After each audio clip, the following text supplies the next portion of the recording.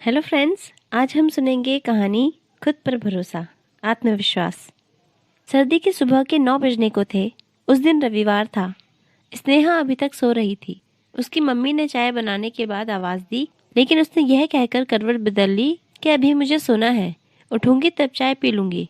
उसकी मम्मी चाय के 2 प्याले लिए अपने रिटायर्ड पति कमल के पास जाकर बैठ गई। उन्होंने चाय पीते हुए पत्नी से पूछा, स्नेहा ने शादी के बारे में कोई जवाब दिया? नहीं, कुछ विशेष नहीं कहती। बस यही कहती है कि अभी मुझे आगे बढ़ना है, केवल प्राइमरी स्कूल की टीचर बनकर जिंदगी नहीं काटनी। मेरे भी अपने सपने हैं। कमल ने आंखों से चश्मा हटाते हुए कहा, ये छोरी पता नहीं क्या सोच रही है। 24 बरस की हो गई, फिर लड़का मिलने में दिक्कत आएगी। अब टीचर बन गई और क्या चाहिए? सरकारी नौकरी मिल गई, ये क्या कम है? मैं उससे 3 बार शादी के बारे में पूछ चुकी हूँ। हर बार उसका यही जवाब होता है, अभी नहीं। पिछले दिनों ही मैंने जयपुर और इंदौर में बात चलाई थी। उनके फोन भी आ चुके।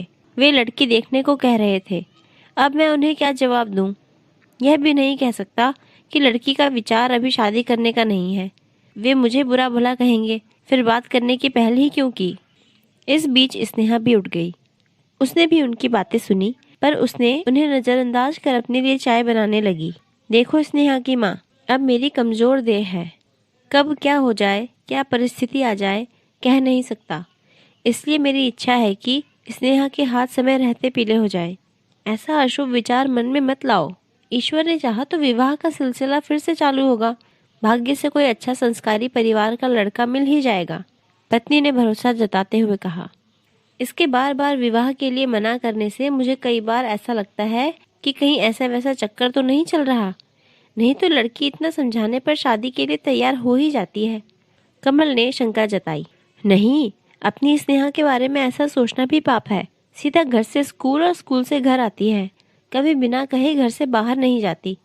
जवानी में पैर फिसलते देर थोड़ी लगती है। देखा नहीं, गोपाल की बेटी कितनी सीधी लगती थी, भाग गई ना किसी लड़के के साथ। बेचारे की सारी शान मिट्टी में मिला दी। पुलिस में रिपोर्ट कराई है, पर पुलिस भी क्या करेगी? जवान छोरी है, कह देगी मैं तो इसी छोरे के साथ रहना चाहती हूँ। 22 बरस माँ बाप के आंगन में खेली कूदी, पढ़ी लिखी, बड़ी हुई, घर भर की चहेती थी, पर पल भर में ही दे गई ना धोखा। इसलिए मुझे रह रहकर डर लगता है। ईश्वर करे स्नेहा जल्दी शादी को हाँ कर दे, ताकि हम भी गंगा नहाएं।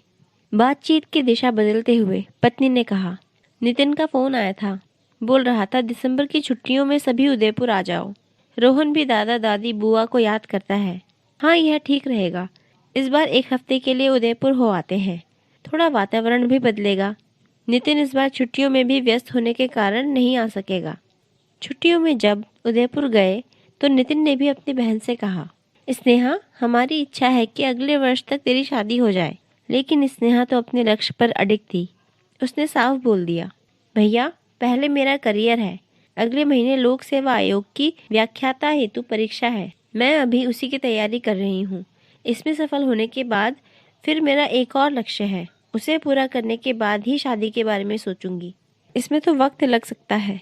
तेरी उम्र निकली जा रही है, फिर बड़ी उम्र में अच्छे लड़के तलाशना मुश्किल होता है। मम्मी पापा की भी यही इच्छा है। नितिन ने उसे समझाने का प्रयास किया। उसके अगले महीने व्याख्याता की परीक्षा हुई। नतीजा आया तो स्नेहा का चयन हो गया। अब पिता कमल और माँ दीप्ति को पूरा भरोसा था कि वह शादी के लिए हाँ भर लेगी। यही सोचकर एक रविवार को जब सब साथ बैठे नाश्ता कर रहे थे, पिता ने स्नेहा से पूछा, बिटिया, अब तुम्हें तुम्हारा लक्ष्य मिल गया है, अब शादी के बारे में बात करें?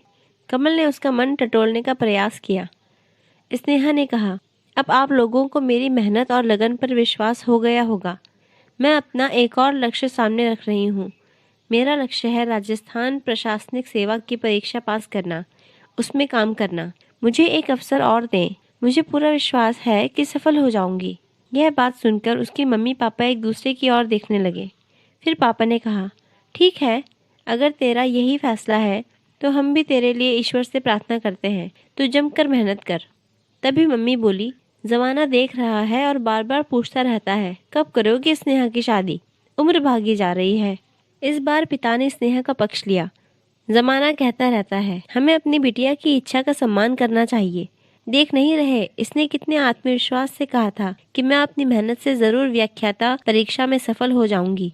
और जब सफलता मिली तो समाज के लोगों ने ही स्नेहा की प्रतिभा की प्रशंसा की थी। फिर स्नेहा ने RAS की तैयारी शुरू कर दी। उसके स्कूल की अध्यापिकाएं उसे सलाह देती, घर बैठे परीक्षा तैयारी में मुश्किल आ सकती है, बेहतर होगा कि कुछ समय के लिए कोचिंग ले लो। परीक्षा पास करने में सुविधा रहेगी, परीक्षा का स्वरूप समझ सकोगी। मगर स्नेहा को तो अपनी लगन, मेहनत और एकाग्रता पर पूरा भरोसा था।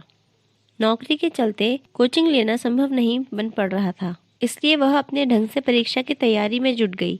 आखिर भाग्य ने उसका साथ दिया। RAS की परीक्षा में सफलता प्राप्त की।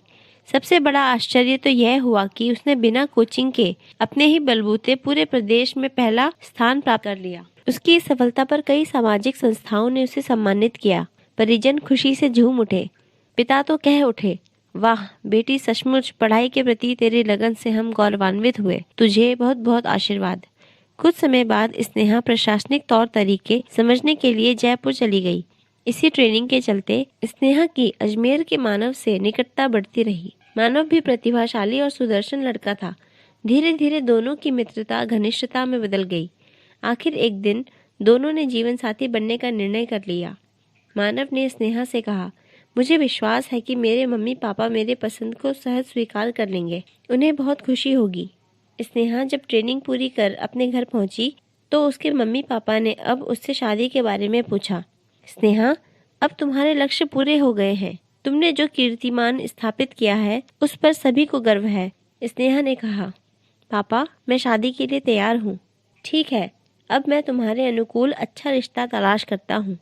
पापा मम्मी, अब आपको लड़का तलाशने की जरूरत नहीं। एक हम उम्र लड़का मानव जो अजमेर के वैश्य परिवार से है, मेरे साथ ट्रेनिंग कर रहा था। उसी के साथ शादी करने का विचार है। अगर आप सहमत हों तो मैं अपनी ओर से हाँ बोल देती हूँ। कमल बाबू ने पुत्र नितिन से भी इस बारे में बातचीत की। वह बोला, पापा इससे अच्छा प्रस्ताव और क्या होगा। घर बैठे प्रशासनिक सेवा का लड़का मिल रहा है। आप और मम्मी सहमति दे दें। उन्होंने भी स्नेहा के रिश्ते के लिए हामी भर दी। सबकी सहमति के बाद मानव ने भी पिता से रिश्ते के लिए अपनी इच्छा व्यक्त कर दी। मानव के पापा ने भी सहमति दे दी। एक दिन मानव अपने मम्मी पापा के साथ जयपुर आ गया। उन्होंने घर बार, परिवार और स्नेहा को देखा। सब कुछ अनुकूल रहा। फरवरी में एक शुभ दिन स्नेहा और मानव की खुशी के माहौल में शादी संपन्न हो गई। शादी के बाद कमल ने पत्नी से कहा, सचमुच ऊपर वाले की बड़ी कृपा रही कि स्नेहा को सफलता की राह पर निरंतर आगे बढ़ाता रहा और बिना किसी लड़के वालों की जी हजूरी के एक अच्छा और उसी के स्तर का जीवन साथी मिल गया। यह अपनी बेटी के आत्मविश्वास और लगन की जीत है, जिससे ऐसा स्वर्णिम अवसर प्राप्त हुआ। दोस्तों, वाकई में अगर किसी में सच्ची लगन और आत्मविश्वास हो और उस पर अपनों का भी साथ मिल जाए तो वो व्यक्ति जरूर सफल होता है। बस कोशिश करते रहना चाहिए। इस कहानी पर अपने विचार कमेंट में ज़रूर लिखें। कहानी अच्छी लगी हो तो लाइक कीजिए और आप नए हैं चैनल पर तो चैनल को सब्सक्राइब कीजिए। कहानी सुनने के लिए आपका बहुत बहुत धन्यवाद।